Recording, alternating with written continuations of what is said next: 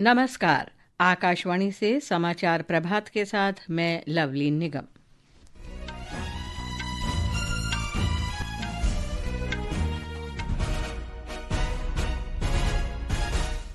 संयुक्त राष्ट्र सुरक्षा परिषद ने वेनेजुएला में अमेरिका की सैन्य कार्रवाई पर चर्चा के लिए कल आपातकालीन बैठक बुलाई है। वेनेजुएला के राष्ट्रपति और उनकी पत्नी पर न्यूयॉर्क की संघीय अदालत में मादक पदार्थों से संबंधित आतंकवाद के आरोप में मुकदमा चलाया जाएगा। सरकार ने भारतीय नागरिकों को वेनेजुएला की सभी गैर जरूरी यात्राओं से बचने की सलाह दी।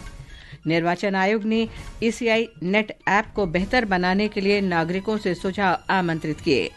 प्रधानमंत्री नरेंद्र मोदी आज वाराणसी में 72वें राष्ट्रीय वॉलीबॉल टूर्नामेंट का वर्चुअल माध्यम से उद्घाटन करेंगे। और अंडर 19 पुरुष क्रिकेट में भारत ने पहले एक दिवसीय अंतर्राष्ट्रीय मैच में डकवर्थ लुइस नियम से दक्षिण अफ्रीका को 25 रन से हराया।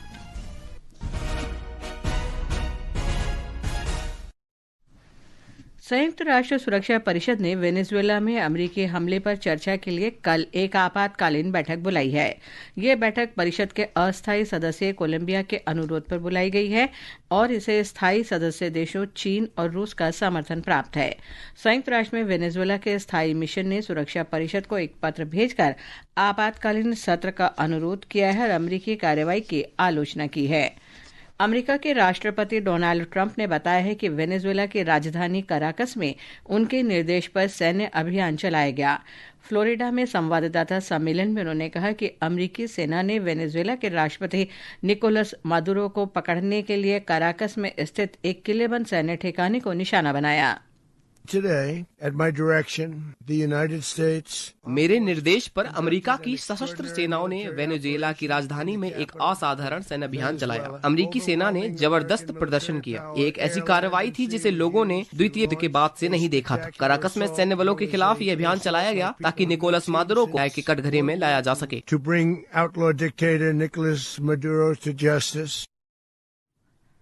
ट्रंप ने बताया कि जब तक वेनेजुएला की सत्ता सुरक्षित, उचित और न्याय संगत हाथों में नहीं आती, तब तक अमेरिका वहां का शासन संभालेगा।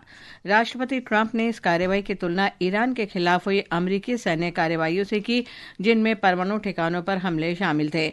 उन्होंने कहा कि राष्ट्रपति मादुरो और उनकी पत्नी को अब अमेरिकी न्याय का सामना करना पड़ेगा। उन पर न्यूयॉर्क में नशीले पदार्थों से संबंधित आतंकवाद के आरोप में मुकदमा चलाया गया है। राष्ट्रपति ट्रंप ने आरोप लगाया कि वेनेजुएला अमेरिका में प्रवेश करने वाले अवैध मादक पदार्थों का एक प्रमुख स्रोत है। उन्होंने राष्ट्रपति मादुरो को एक तानाशाह बताते हुए वेनेजुएला के राजनीतिक और सैन्य नेताओं की चेतावनी दी कि अगर वे विरोध करते हैं तो उन्हें इसका परिणाम भुगतना होगा। उन्होंने कहा कि वेनेजुएला अब स्वतंत्र है और इस अभियान के बाद अमेरिका सुरक्षित और मजबूत राष्ट्र बन गया है। इस बीच वेनेजुएला के विपक्षी नेता नोबेल शांति पुरस्कार विजेता मारिया कोरिना मचाडो ने कहा है कि वेनेजुएला में आज़ादी का समय आ गया है। सोशल मीडिया पोस्ट में मचाडो ने कहा कि निकोलस मादुरो को वेनेजुएला वासियों और कई अन्य देशों के नागरिकों के खिलाफ किए गए जघन्य अपराधों के लिए अंतर्राष्ट्रीय न्याय का सामना करना होगा। उन्होंने कहा कि निकोलस मादुरो ने बातचीत से समाधान में विफल रहने के कारण अमेरिकी सरकार ने कानून लागू करके अपना वादा पूरा किया है। इस बीच अमेरिका की वेनेजुएला पर इस सैन्य कार्रवाई पर विश्व नेताओं ने निंदा की है। रूस, चीन, ईरान, ब्राजील और क्यूबा सहित कई देशों ने इसकी निंदा करते हुए इसे वेनेजुएला की संप्रभुता और क्षेत्रीय अखंडता का उल्लंघन बताया। विदेश मंत्रालय ने हालिया घटनाक्रमों को देखते हुए भारतीय नागरिकों से वेनेजुएला की सभी गैर जरूरी यात्राओं से बचने की सलाह जारी की है। वेनेजुएला में किसी भी कारण से मौजूद सभी भारतीयों को अत्यधिक सावधानी बरतने, अपनी गतिविधियों को सीमित करने और कराकस स्थित भारतीय दूतावास के संपर्क में रहने की सलाह दी है। दूतावास का ईमेल cons.caracas@mea.gov.in है और आपातकालीन फोन नंबर है +5412958428। ये समाचार आकाशवाणी से प्रसारित किए जा रहे हैं। ताज़ा समाचार जानने के लिए आप हमारे social media handle X @AIR news Hindi को फॉलो कर सकते हैं। समाचार प्रभात में आपका फिर स्वागत है। निर्वाचन आयोग ने ईसीआई नेट ऐप में सुधार के लिए लोगों से सुझाव मांगे हैं। इस ऐप पर 10 जनवरी तक सुझाव दिए जा सकते हैं। आयोग ने मतदाताओं को बेहतर सेवाएं और चुनाव संबंधी जानकारी देने के लिए ये डिजिटल मंच बनाया है। एक रिपोर्ट। निर्वाचन आयोग के अनुसार ईसीआई नेट ऐप का परीक्षण बेहतर मतदाता सेवाएं, मतदान प्रतिशत रुझानों की त्वरित उपलब्धता और मतदान समाप्त होने के 72 घंटे के भीतर सूचकांक कार्डों का प्रकाशन प्रदान करता है। इस ऐप का बिहार विधानसभा चुनाव 2025 और उसके बाद हुए उपचुनाव के दौरान सफलतापूर्वक परीक्षण किया गया था। आयोग ने कहा कि नागरिकों से प्राप्त सुझावों की जाँच की जाएगी और उपयोगकर्ता अनुभव को और बेहतर बनाने के लिए उन्हें शामिल किया जाएगा। ईसीआई नेट प्लेटफॉर्म को इस महीने के अंत में आधिकारिक रूप से लॉन्च किया जाना है। यह ऐप गूगल प्ले स्टोर और एप्पल ऐप स्टोर दोनों पर डाउनलोड के लिए उपलब्ध है। आकाशवाणी समाचार के लिए समाचार कक्ष से करिश्मा राय।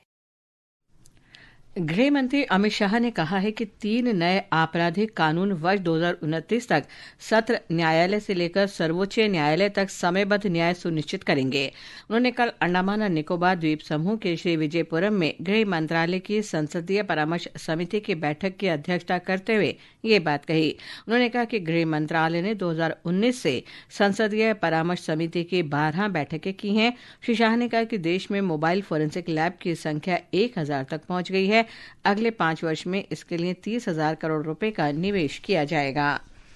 प्रधानमंत्री ने सक्रिय शासन और समयबद्ध कार्यान्वयन के प्रमुख मंच प्रगति ने 50वीं बैठक के सफल आयोजन के साथ एक महत्वपूर्ण उपलब्धि हासिल की है। प्रधानमंत्री नरेंद्र मोदी ने वर्ष 2015 में प्रगति की शुरुआत की थी। ये निगरानी के साथ शासन सुधारों का मंच बन गया है। विशेष श्रृंखला में आज प्रस्तुत है भुवनेश्वर डेलांग पुरी रेल लाइन परियोजना की जानकारी।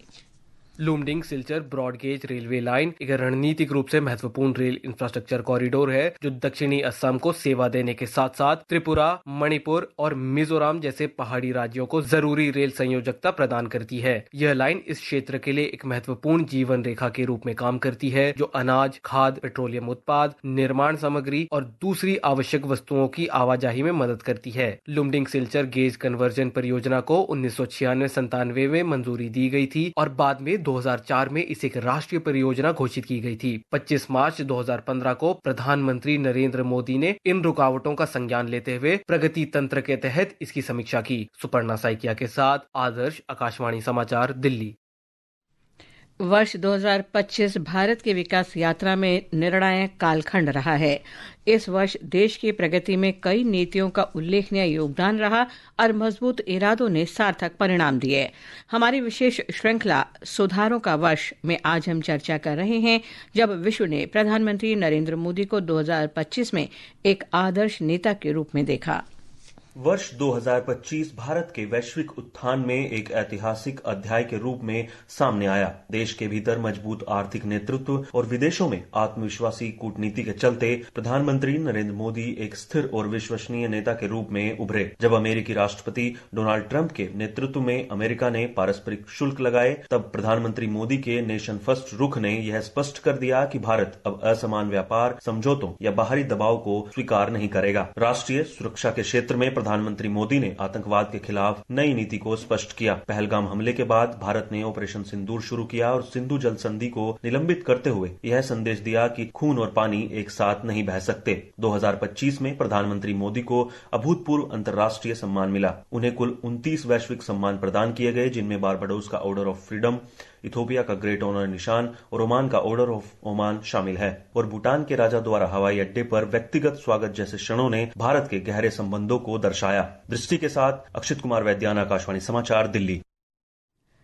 महाराष्ट्र चुनाव आयोग ने कहा है कि इस महीने की 15 तारीख को होने वाली 29 नगर निगमों के चुनाव के लिए कुल 15,931 उम्मीदवार चुनाव मैदान में हैं। 29 नगर निगमों के 893 वार्डों में 2,869 सीटों के लिए चुनाव हो रहा है। उम्मीदवारों की जांच और नाम वापस लेने की प्रक्रिया पूरी हो गई है, जिससे इस महीने की 15 तारीख को मतदान और अगले दिन मतगणना का मार्ग प्रशस्त हो गया है। मॉरिशस के राष्ट्रपति धर्मवीर गोकुल कल 5 दिन की आधिकारिक यात्रा पर आंध्र प्रदेश पहुंचे। राष्ट्रपति गोकुल गुंटूर में आज तीसरे विश्व तेलुगु सम्मेलन में मुख्य अतिथि होंगे।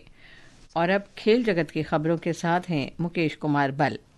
प्रधानमंत्री नरेंद्र मोदी आज वाराणसी के डॉक्टर संपूर्णानंद स्पोर्ट्स स्टेडियम में 72वें राष्ट्रीय वॉलीबॉल टूर्नामेंट का उद्घाटन करेंगे। उत्तर प्रदेश के मुख्यमंत्री योगी आदित्यनाथ उद्घाटन समारोह में शामिल होंगे। ये प्रतियोगिता 4 से 11 जनवरी तक खेली जाएगी। प्रतियोगिता में 1000 से अधिक खिलाड़ी प्रतिस्पर्धा करेंगे। पुरुष और महिलाओं की लगभग 73 टीमें इसमें भाग लेंगी। और अंडर 19 क्रिकेट में भारत ने 3 मैचों की श्रृंखला के पहले एक दिवसीय मैच में मेजबान दक्षिण अफ्रीका को डकवर्थ लुईस नियम के अंतर्गत 25 रन से हरा दिया। आईसीसी अंडर 19 विश्व कप इस महीने की 15 तारीख से शुरू हो रहा है। वैभव सूर्यवंशी इस श्रृंखला में भारतीय टीम की कप्तानी कर रहे हैं। वहीं विश्व table tennis WTT youth contender के अंडर 15 मिक्स्ड डबल्स में विवान दवे और नेशा रेवास्कर की जोड़ी ने गुजरात के वडोदरा में आदित्य दास और अंकोले का चक्रवर्ती की जोड़ी को हराकर फाइनल में जगह पक्की की।